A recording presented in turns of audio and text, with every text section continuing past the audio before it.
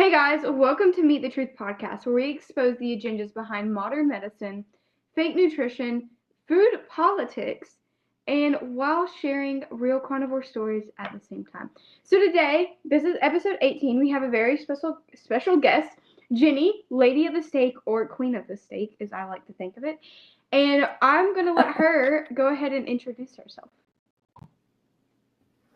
Well, thank you very much for having me on. I'm super excited to be here with you today. You know, I'm a big fan of yours. So I'm Jenny. I'm Lady of the Steak. I'm close to almost a 2-year carnivore. I'm also a carnivore and life coach as well, and an admin in the carnivore community over on the Instagram space. So eat, sleep, and live the carnivore life over here. Do you want me to do my whole story, or is there a shorter version you'd prefer? Yeah. How did you get led to carnivore? What wanted you to try it? Yeah, so I started in just before January of 2024. I had been through every other diet on the face of the planet. So, like, if it exists, I have tried it, from like paleo right through to hardcore veganism. I had a number of small things. People like to think us carnivores were so unhealthy, and that's why we ended up here. And some folks certainly are battling some challenging things. My things were not super severe, but I did have like gut health issues and some mental health issues and eczema and things like that just weren't getting better. I didn't turn to carnivore for that. I actually went to do a 75 hard. And when I went to do the 75 hard, which I have completed 5 times prior, but I went to do another one, and my boyfriend said, yeah, I'm going to do carnivore. And I told him he was crazy. And I said, like, well, you can't eat only meat. What's wrong with you? Because clearly I had not studied this at all. And then I realized I'm late. I said, I'll do ketovore. Fine. That's the best you're going to get out of me. I'm not doing this meat thing. And then obviously I'm lazy and I'm not going to cook 2 separate meals for people. So I started eating carnivore, and within literally a week, I was like feeling so much better from problems that I had been struggling with forever. So I finished my 75 hard, and I just kept going. I just didn't stop doing it. To say I've played around within it. I just did a 30-day lion diet, as you know. So I've like played around, but I mean, I generally am just pretty strict. I'm not a go to fruit and come back, and go to, honey and come back carnivore. I just stick with what works for me. But yeah, it was a 75 hard and a laziness about cooking separate meals that brought me to where I am now. So, what health issues have you resolved going carnivore? Oh goodness, what haven't I resolved is probably a shorter journey. I was losing my hair. I had been like patches of hair, was balding. I had been on thyroid medication, so I was hypothyroid. I'd been on thyroid medication since I was your age, and I am 41. So for quite a period of my life, I had been on medication. I had very severe diverticulitis and was looking at having a sigmoidectomy and a stoma, which is essentially a colostomy bag and a portion of my colon removed. I had anxiety, I had depression, I had eczema on my entire body. I had developed adult acne. I had hypoglycemia that was so severe, I ended up passing out while driving my car into a pool. So just a lot of dysregulated issues, but recognizing now a lot of that was hormonal imbalances. And then obviously my gut health was just complete trash. So as we know, the mental health is a component of the gut health. And so all of that is resolved. I live with no problems. I did not have to have surgery. I am not on any medications. Everything is, I take 4 liver pills a day. That's the only medications I take. And all of that is gone. I feel great. Wow, that's awesome. Okay, I just had to ask, as somebody who's also struggled with hypoglycemia, do you still have episodes on carnivore, or have you noticed that it's completely gone? It's completely gone, but it did take me a period of time in the beginning, I was including a lot of cheese and dairy. Living in Canada, I can't get access to raw milk, but I can get raw cheese sometimes where I live. So I was eating a lot of that, recognizing that was still imbalancing me a bit. And when I started carnivore, I was really under eating fat and I was not getting enough electrolytes. So that was still throwing things off quite a bit for me. But once I stabilized that and I started to actually research and understand how the body works intrinsically, then I started to stabilize. And I actually now I used to eat, I'm sure being hypoglycemic, you understand, it's like I used to eat like every hour, right? I thought if I don't eat, I'm going to pass out. I'm going to get so sick. Oh, I'm so lightheaded. Oh, I'm so hangry. And I was like the worst person to deal with on the face of the planet when I had hunger. But now I 16/8 fast minimum every day. I just did a 3-day fast like a few days ago. No problem. Everything is very, very stable for me now. Yeah, I feel like my hypoglycemia got better at first because I was eating 3 meals a day, and then it got worse because I started to do OMAD. And you feel like that would make it better, but it made it worse because I don't think I was eating enough. Yeah. And then now I'm doing egg fasting. I've been doing this. This is Love my that. third day, and I'm doing, like I'm eating over a stick of butter a day for sure.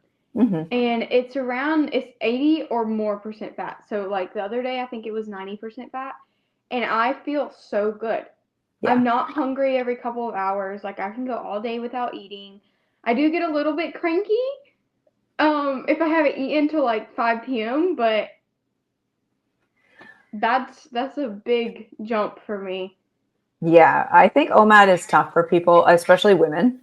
But there's some women who thrive with it. I'm not going to say that there aren't women who don't do well with it, but generally for women, I believe 2MAD is better for us. Some women even 3, and a high fat. I'm like you. I need to be at 75-80% fat.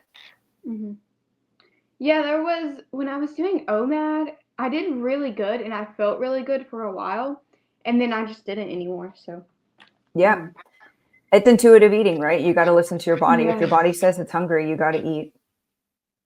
I want to know, how has your mental health changed on carnivore? Not, obviously anxiety, depression has gotten better, but what, have your views changed?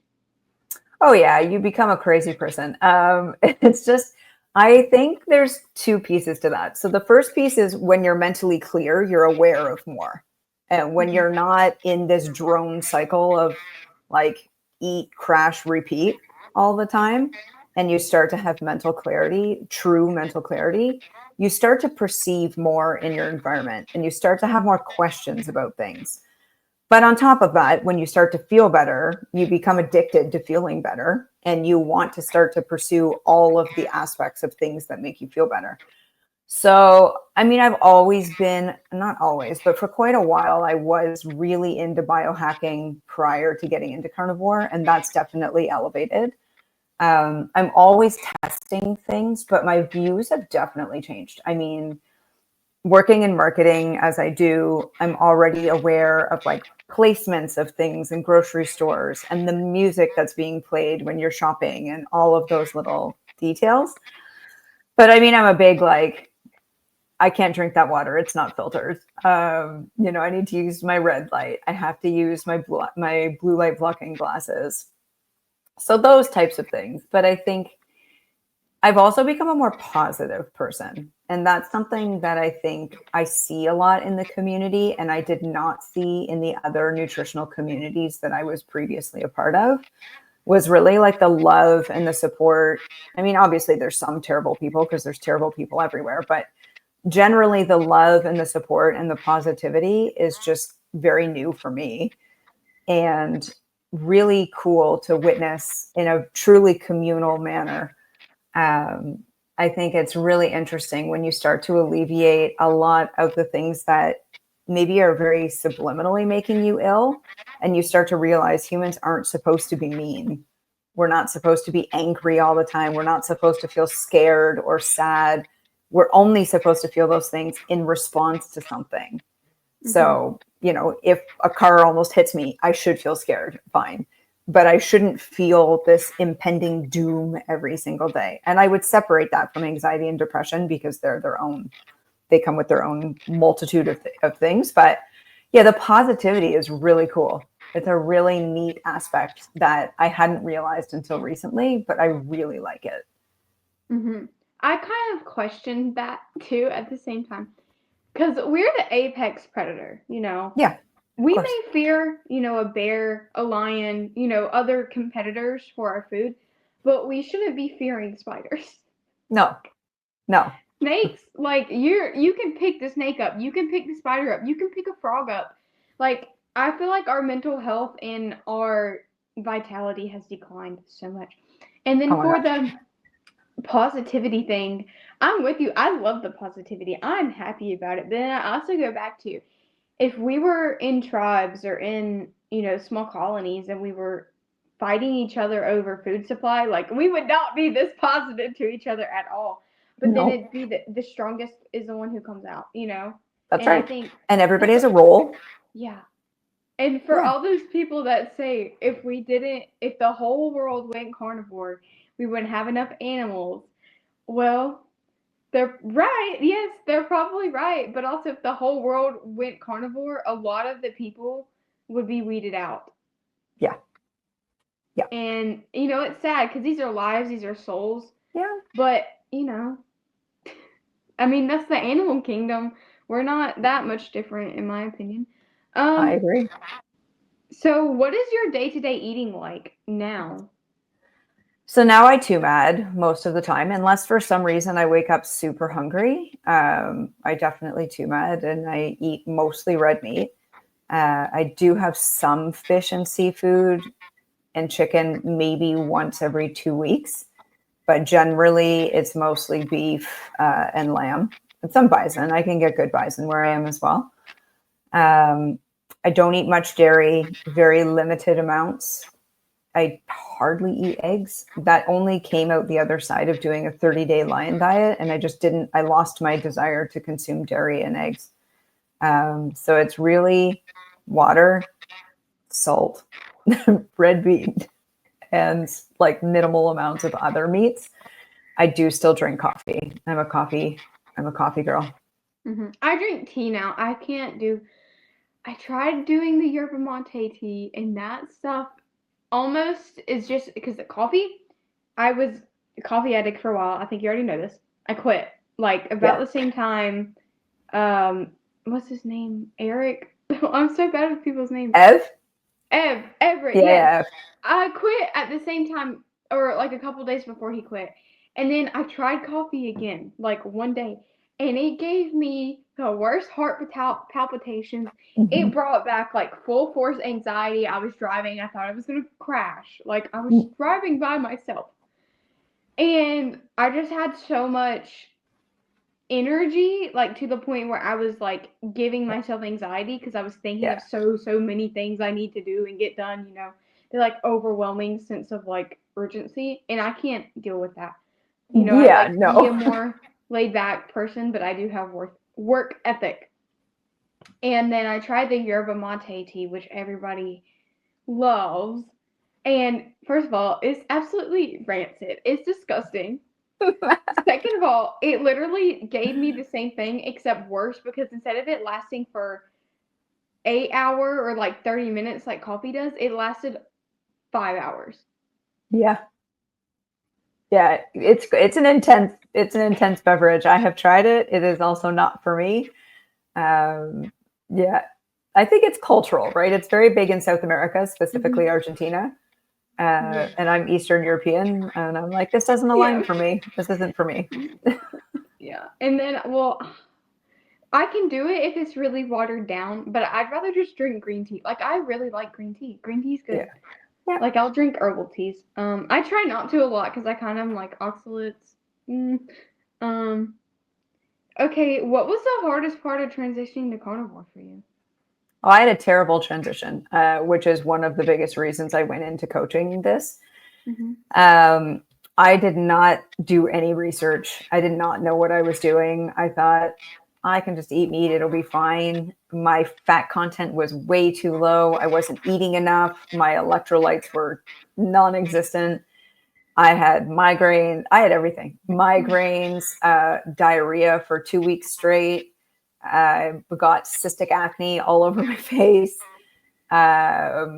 Stomach upset. I wasn't sleeping.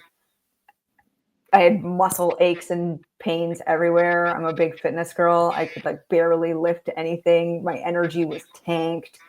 Yeah, my transition was horrific. But I think it's important that the only reason I got through it is because I'm the most disciplined person you will ever meet on the face of the planet. And if I commit to something, there was no way I was failing my 75 hard. It did not matter. And so I dragged myself through until I started to feel better. I knew it was the keto flu. I knew what was happening, but I didn't bother to research how to make it stop happening. And so I just went through 2-3 weeks of just absolute horrors. And it was awful. It was just the worst. I had probably the smoothest transition. Like it was, I don't even like I did have diarrhea, but I think that's just because I was drinking too much coffee. Yeah.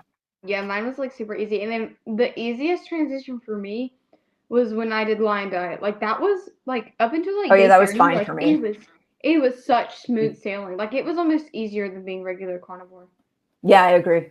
And I felt like you think you're optimal being regular carnivore, and then you go Lion Diet, and you're like, oh my God, I am an apex predator. Like you just become like the most clear, insanely perfect version of yourself.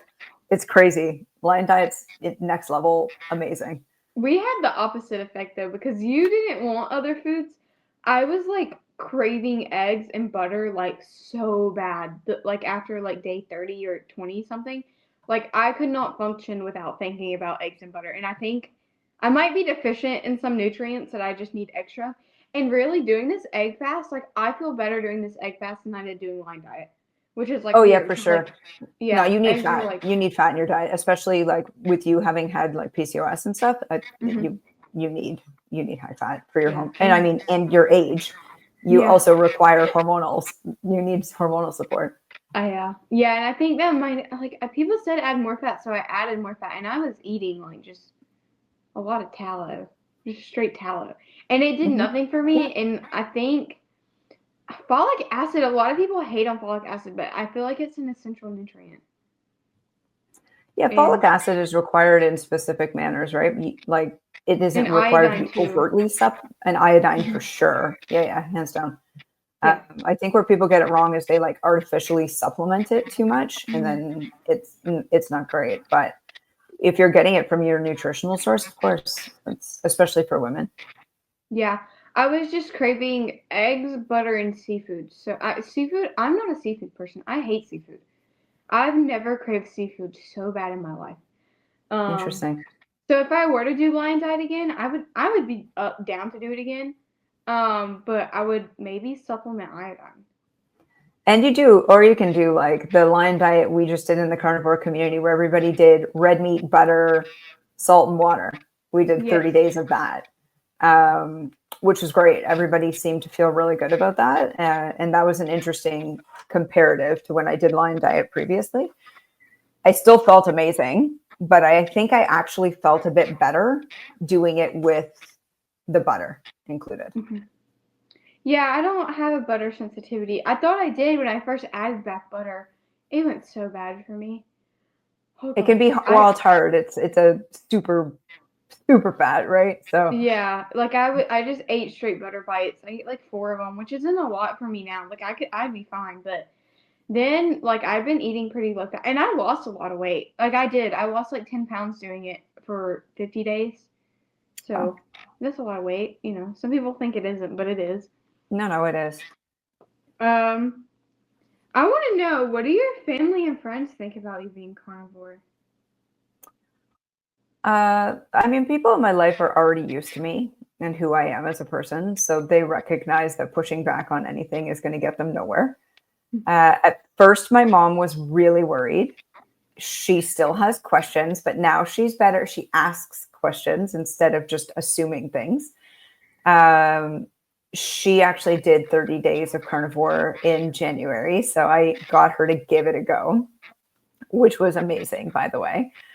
My friends definitely at first thought I was going to die of scurvy, like everybody's friends and families do.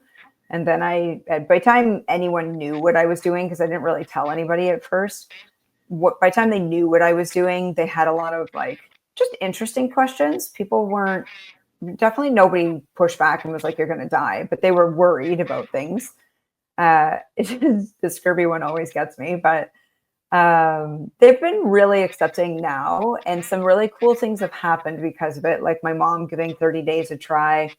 I was at a bachelorette party a few weeks ago and I was nervous thinking, I'm like the oldest person there because the bride's 10 years younger than me. And so she has younger friends. And I thought, these people are going to think I'm insane. I'm showing up with like steaks in a bag. I don't drink, right? Like I don't drink. I don't like, I'll have the best time. You know me, I'm a big personality. Like I can take over a room completely sober, no problem. But I thought these people who don't know me are going to think I'm nuts. Like I'm showing up with bags of steaks, right?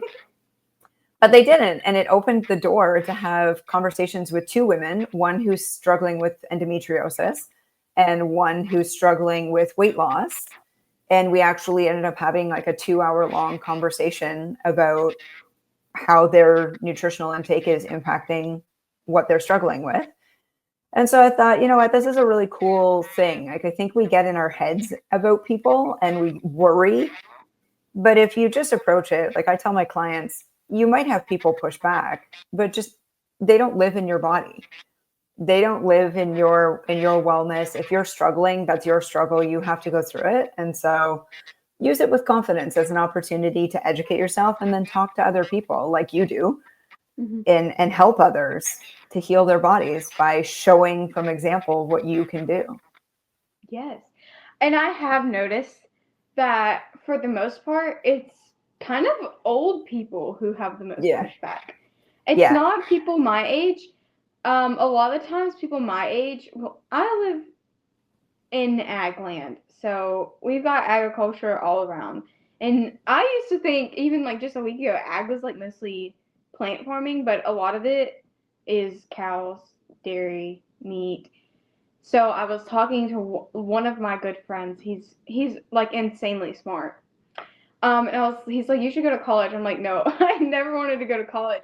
I was like, what even would I, major in? He's like, ag. I'm like, but ag is all corn, and I would get kicked out for telling everybody about oxalates and like plant toxins. He's like, no, they would love you, and I'm like, how do you know about this stuff? And we had like an hour-long conversation talking about plant toxins, kidney disease, like all this stuff.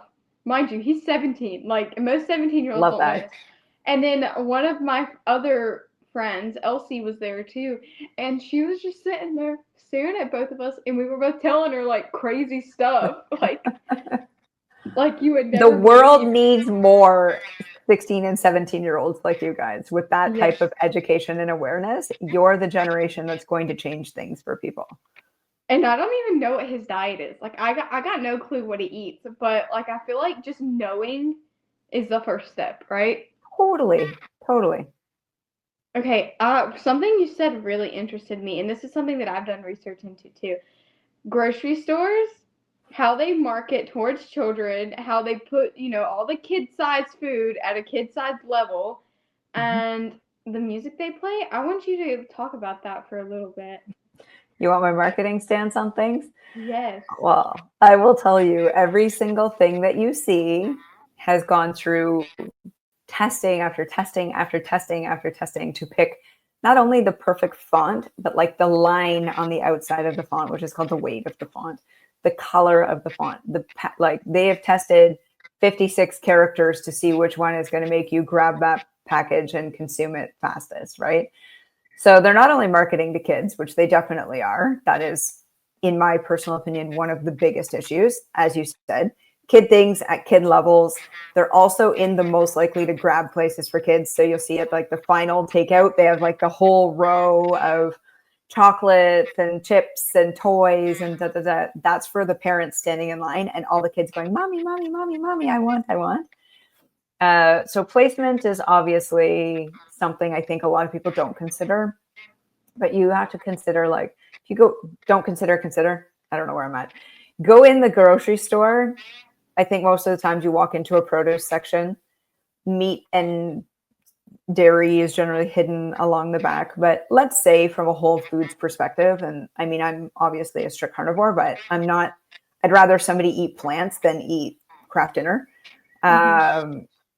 All the foods that are whole, single ingredient foods are kind of pushed to this boring area.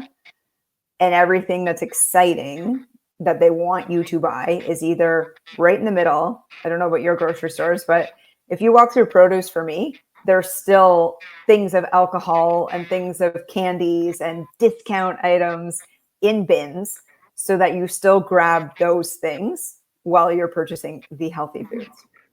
Yes. Very interesting. The only section that doesn't do that is meat, right? So you go to the meat section, there's not really anything but meat in the meat section.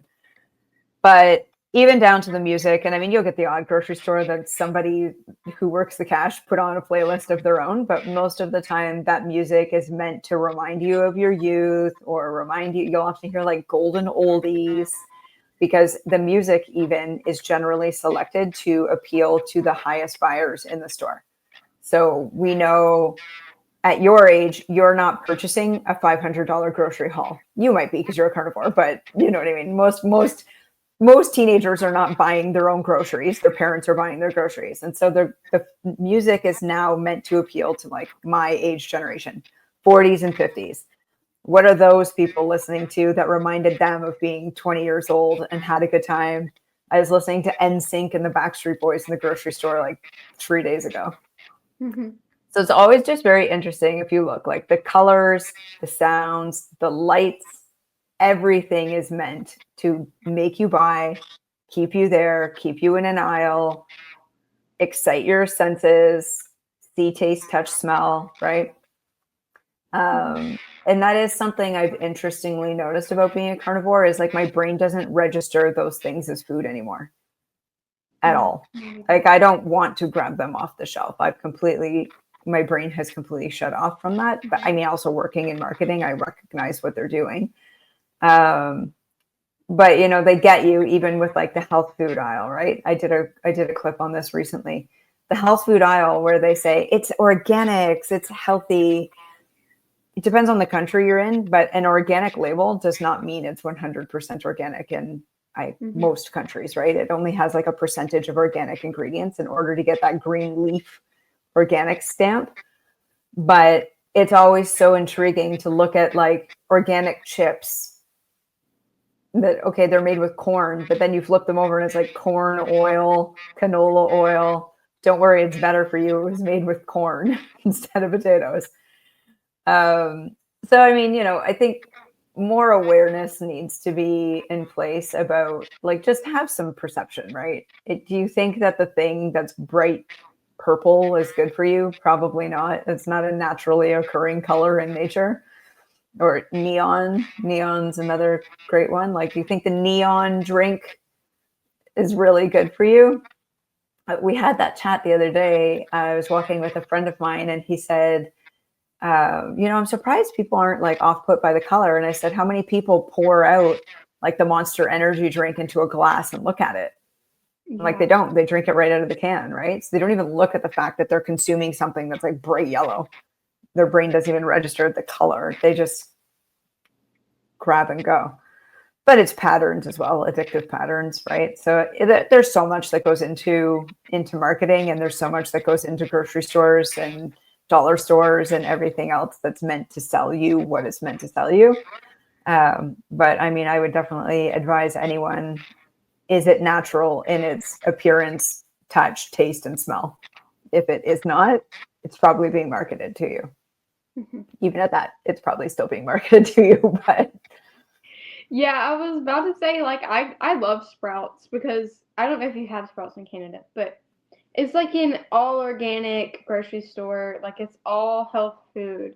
But it's not like one of those like protein powder, creatine, blah blah blah grocery stores. It's like you walk in and the meat section is right in the front. and the vegetables and the fruits are in the middle, and then they have like Love dried it. fruits, coffee, like all like beans that you twist a little thing and it pours into your glass container. Um, and I love that store, but Mm-hmm. I cannot go in there because I will go buy strawberries and blueberries and mangoes and chocolate because it's organic and a little bit is gonna be okay. And I am like fine with that, like ancestrally, like here and there, like no problem. But I don't let myself go in there because I know I'm gonna walk out with stuff I don't need and I shouldn't be eating. Even though it's like such a nice grocery store. Like I love that the meat section is right at the front. You should walk in, walk Yeah. to the cash register, walk out. But I do conventional grocery stores, like it's the whole parameter of the building is where all the stuff I would buy. So it'd be Same. like produce and then meat and then dairy and then done. That's it. You don't have to Yep. go through any of the Same. middle I don't aisles. even walk the aisles. No, I don't either. Nope. I go there to get toilet paper and paper towels. That's it. Yeah. Yeah. And a lot of the times I'll do like the grocery delivery stuff because I don't even want to go in the store. I'm scared. Yeah, it can be very overwhelming, and especially if you come from like, and I wouldn't disagree with you, my stance on carnivorism. I mean, we have red receptors in our eyes, which means that we did evolve to see the color red, which is ripe fruit. And we have sweet taste receptors in our mouth, which means we did evolve consuming food that had a sweet taste. We're supposed to be able to taste that. I think where we get into trouble now is like, how different is that fruit than the fruit we evolved on? And how different is that honey than the honey we evolved on? That's a fine line, but I definitely would agree with you that we are not like cats. We're not fully obligate carnivores. But I mean, I would certainly obviously say we are majorly meat-based, facultative carnivores, for sure. Yeah, and I'm like the whole ancestral diet. I hate that word I know. because the only ancestral well, and I'm going to be certified in a couple weeks. Ancestral diet Yay. coach thing. I don't Look at you. remember what it's called. Because it's through Dr. Kiltz, and I think he's like changed the name like 3 times, so I don't really know. Or he might not have changed the name, and I just never paid attention to what it was. But and the only ancestral diet you can do now is eat all meat. Yeah. Water, it's not ancestral. Your tap water is not the same mineral rich water we were No. drinking 300-400 years Unless ago. you're Norse carnivore and you go drink the water from like Norway that flows down beautifully into your neighborhood. But other than that, I think that's the only person I know who has clean water that's maybe close to ancestral. Yeah. Yeah, Jonathan's pretty lucky. Yeah. Well, I do have well water, so I guess I'm luckier than most people, but Okay, still, that's pretty good. it's not the Yeah. same because it's well water in the agriculture city where everything is sprayed with pesticides. Yeah. Yeah. You know? Yep. So, hold on, I don't know where I was going. Yeah. And like fruits, vegetables, berries, like have you seen natural strawberries? You're like itty Yeah. bitty. They're that big. They're that big and they Mm-hmm. taste like if you were to take strawberry juice and pour a gallon of water in it, they don't taste barely sweet at No. all. No. And, like peach trees, if you've had a peach tree before, the peaches grow so big, the peaches now grow so big that the tree branches literally break and fall off. And you Yeah. don't have a peach tree. Like you have to pick them. Yep. And that's not natural. Like how would trees repopulate if they just all died? So yeah, the only true ancestral diet is literally just eating beef and Mm-hmm. lamb and salt because pigs are not the same. They don't have the same diet. Chickens are not the same. They don't have the same diet. Crickets don't have the same diet. Fish doesn't have the same diet. Like nothing has the same diet. And the only reason cows have a similar diet is because they will die if not. Yep. Yep. Agreed. So what is the food industry in Canada like? Is it the same kind of marketing scheme as America is? It's similar. Canada is like your communist little sister. So we have less access We have less access, period. I think oftentimes things are very strategically managed by our government. So, for example, over the last few weeks, I've gone to the grocery store and there has been no meat at all. So I have to go to like 4 grocery stores to find, and my dog's a carnivore too. So trying to find meat for him and for me. I mean, I can fast if I can't find food. My dog's 14 and a half. He cannot. Canada very, very quietly is suppressing anything other than their promoted medical health and food industry.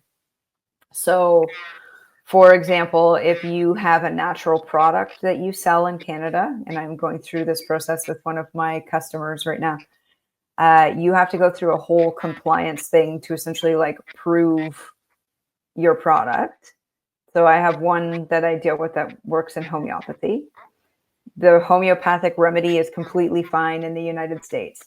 In Canada, they've just decided levels of homeopathy that are and aren't approved, and they just decline it if I think this is a natural medication that's like so diluted down it isn't even in its original form, and yet still it's not allowed. So you deal with that with food. Like, for example, raw milk is banned in Canada. I live in Quebec, so we can get raw cheese sometimes, but rarely, and it's extremely expensive. Like a package of like raw Swiss slices is $17 for 6 pieces of sliced cheese. So we can get it, but it's super expensive. Access to free-range, grass-fed, grass-finished organic meats and eggs is extremely challenging. For example, 12 free-range eggs for me costs me anywhere from $16 to $17. Insane. Yeah. So, I mean, it's Canadian dollars, so it's, lessened a bit for you, but it would still be like $13, $14 in American money. So things like that. So, I mean, just trying to find, now the provinces are different, obviously, the same as the US. So, I mean, in Alberta, where there's a lot of cattle farming. I was about to say, I bet you'd be better off if you lived in Alberta. I would be way better off in Alberta. Yeah, Alberta's like the Texas of Canada. Yeah. So, like, you can get access, like Maggie, the like 82-year-old cattle farmer that Dr. Yeah, that's where Shafee she interviewed. lives, right? She lives out there, yeah. So we do have some good access to things. I can't say countrywide we don't. Countrywide we do. But really it's mostly Alberta, and everybody else pretty much faces these challenges. Like, if I wanted to eat strictly, which I do want to, but if I ate strictly grass-fed, grass-finished, free-range, organic beef, lamb, and eggs, it would probably cost me for one person $1,500 to $1,800 a month to feed myself. That's insane. Yeah. Like, yeah. I don't even... If I could find it. If you could find it, yeah. And that's... So does Canada have any, like, laws on, like, homesteading? Not to my knowledge. I mean, it's regional. I shouldn't say not to my knowledge. It's regional. So, for example, like, I don't know if I could keep chickens, to be honest with you. I have not looked into that. I do know quite a few people who do keep their own chickens. Some people who keep, like, small farms, cattle, 1 or 2 cows, maybe horses, things like that. One of my best friends owns a church that she transformed into a house, so they have like 3 horses out back. So I haven't looked into specific laws, but there are definitely regional things in place. I mean, if you live, obviously, I live in a major city, so I probably can't have a horse in my backyard. People would be not chill about that. Could I get away with chickens? Probably, but I only have a deck, so I don't think it'd be a nice life for them. But there's definitely, it's not well practiced for sure. Like, I don't know anybody who fully homesteads.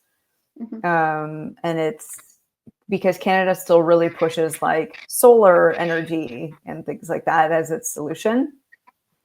I think if you start homesteading, the government kind of swoops in and starts to like put a lot of pressure on those things. But we do have quite a bit of farming. I mean, half of the country is prairies, so a lot of farmland out there, much like where you are. But yeah, I don't think I could say one way or the other specifically about laws for homesteading, but I would definitely say that there are like regional practices in place, and it is not a well-established practice in this country at all. Mm-hmm.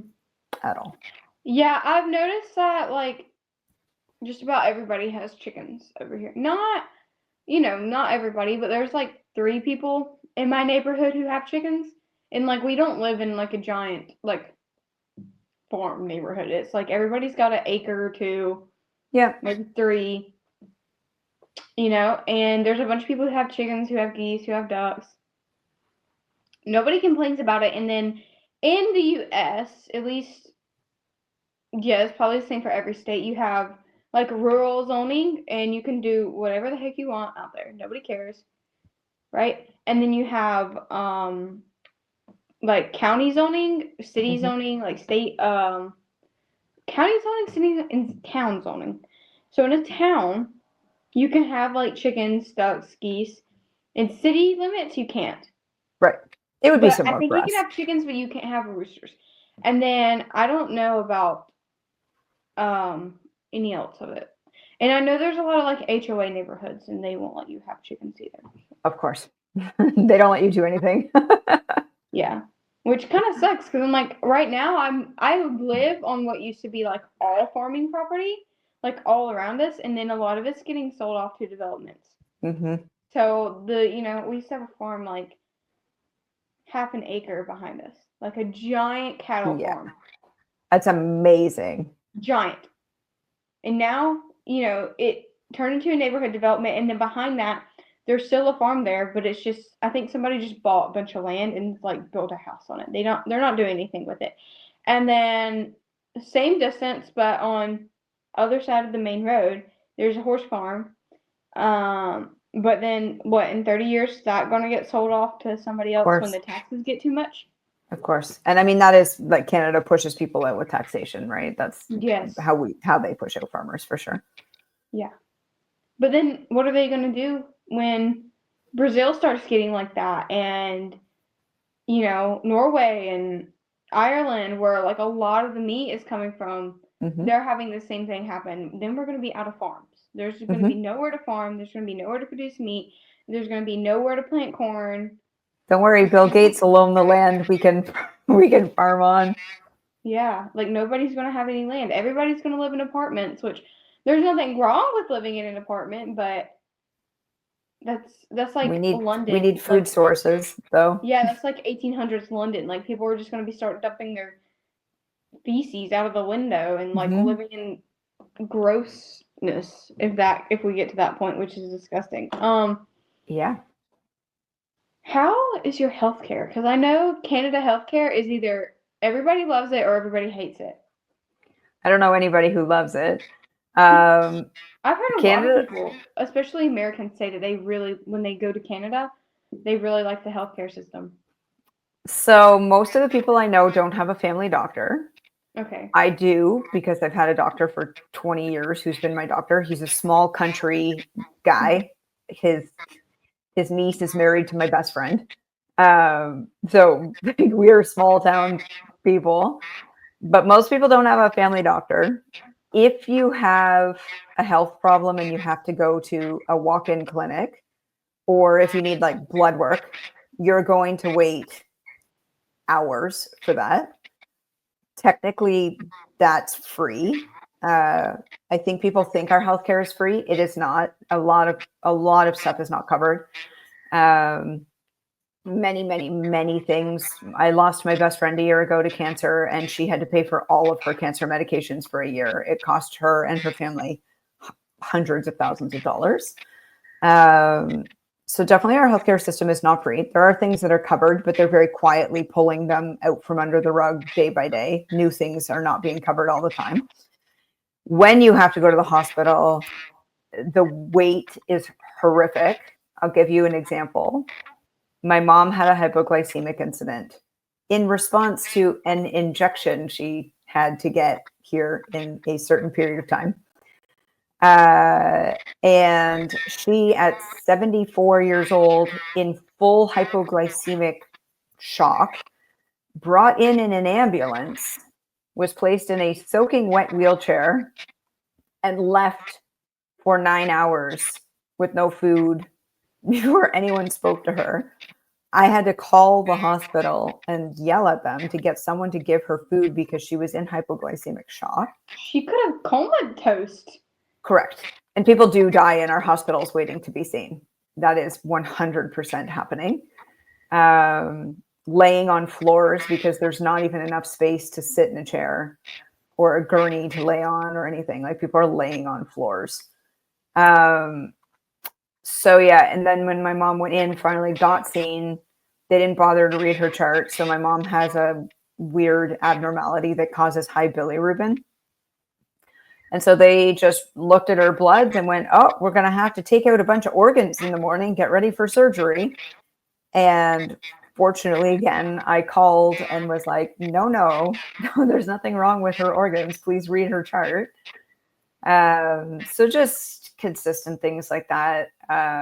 Again, I won't hate on my own doctor. He's great. But, one of my best friends has a massive tumor on his shoulder that he has had exponentially growing for 3.5 years.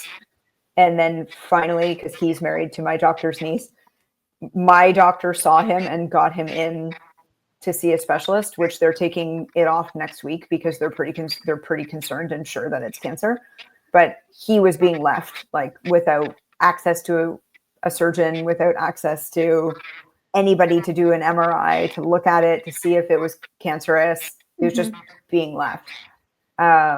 When my best friend was diagnosed with cancer a year before last year, she was bleeding for 2 months straight. She had cervical cancer. She was bleeding for 2 months straight, going to her doctor, and her doctor kept saying, it's just your hormones. Here's a different birth control. Here's a different birth control. Nobody tested her. Nobody x-rayed her. She had a 9-inch tumor by the time they discovered it. Wow. So our healthcare system is trash. It is not good. Anybody who believes that it's good has the wool pulled over their eyes, the same as they believe in the food pyramid. The pandemic was its own thing, but yeah, it is not. You cut out for like a whole minute. Oh yeah, so did you? Now. I can hear you now. Oh, well, I guess it was bad internet for one of us. I don't know which one. Yeah, it goes. I can't believe Canada is like that because I knew it was bad. I didn't know it was that bad. Yeah, it's pretty bad. What's the laws on, say your mom did have all of her organs removed and then she sued the hospital because they didn't read her chart? I would have sued the hospital for malpractice. But lawsuits in Canada do not happen anywhere like they do in America. They take forever. Nobody sues for anything. It's just not commonplace here. But yeah, I mean, you can, and I absolutely would have sued the hospital for malpractice, 100%. But yeah, they would have, I would have won that lawsuit, but it would have taken a lot of money and a lot of time to fight unless they settled out of court. So what it sounds like to me is happening magical is that, thing. Yeah, it sounds like the doctors, the nurses, anybody in healthcare is not getting paid enough, and there's not enough people working. Yep. And then you have hundreds of patients coming in every day, and they don't have time to go through the charts. They need to get these people in and out. And it's so different from America because there are a lot of hospitals, clinics that are like that, to where they're just trying to get people in and out. So they're reading your chart, they're asking you 5 questions, and then here's medicine, leave. But then there's also places where they want to test, they want to go through MRIs, they want to X-ray, they want to do a brain scan, they want to do a biopsy, all these things for, I have a headache. And then they it's like one or the other medications, and you're like, could you not just tell me that I was drinking too much coffee and it was giving me a headache?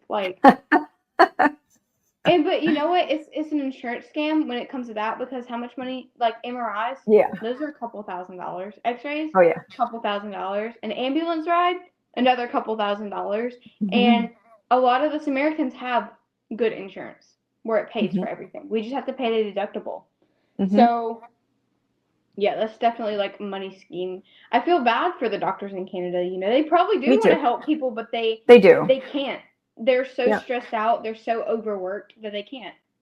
Oh yeah, they have time limits. Like in some places, Hmm. they're only allowed to spend like 15 minutes with a patient. Wow. Like again, I've got an amazing doctor and I love him. He's wonderful. He's definitely, if I went to him and said like I feel terrible, his first questions would be like, what's your stress looking like? How much water are you drinking? Hmm. Are you eating well? Blah blah blah. But that is not the norm. Like that's a very unique scenario. But yeah, I mean, I'm not hating on the doctors. I'm hating on the Hmm. healthcare system, because they are put under ridiculous restrictions. There's not enough of them. They're not paid well enough. They're trying to do the job of 10 people as one person. They're working ridiculous shifts. Like it's a snake eating its tail, really. Yeah, and America's starting to kind of have the same issue. Not nearly as extreme, but I've noticed, it's slowly gotten worse. Slowly I gotten worse. think generally what happens here happens there a few years later. Yeah, I and I noticed. think the only thing right now that hasn't started happening is maybe the pay. They still all have really good pay, but how much of kickback are they getting from pharmaceutical companies? Well, yeah, Um, definitely, yeah. so I feel like this was really good. I have one question for us to end on. And if you could change one thing about the Canadian healthcare or food system, what would it be? Just one thing. I know it's hard. Um, one or the other. Let's say both. If Yeah. I could change one thing about the Canadian healthcare and food system, it would be honesty about diet, and more truthfulness, like education and honesty about what food does for you and to you as a person. Because obviously, I believe if you fix the food, you fix the healthcare system a lot as Hmm. well. But I just think it's the same as America, but there's just no information for people about what they're doing to their bodies. So if I could change anything, it would just be education, more consistent, available, truthful, honest education so people can make educated decisions about what they're doing to themselves. Yes. How can you make a good decision if you don't even know what each thing entails? Yeah, and if you're in an addicted state, which most people on a SAD diet are, it's very hard to break that without any type of knowledge of what you're doing. They don't realize it's a lot of justification, right? So, and when everything in the world is telling you, life's as easy as pie and eat a piece of cake and da, da, da, da, da, like everything is just fed to you as Right? this is a Eat cake, you normal only part. live once. Yeah, exactly. Like have your cake and eat it too, Hmm. whatever it is. I think if people truly knew everything that they put in their mouths and what it did to their bodies, I would hope you would see some change at least, Yes. I'm which with you would on that. alleviate pressure on the healthcare system for sure. So, really, I thank you so much for doing this. This was a Of really course. great episode for me, and I'm loving this. So, can you tell people how to reach you? Yep. Easiest is Instagram. Hit me up. The name is right there, Lady of the Steak.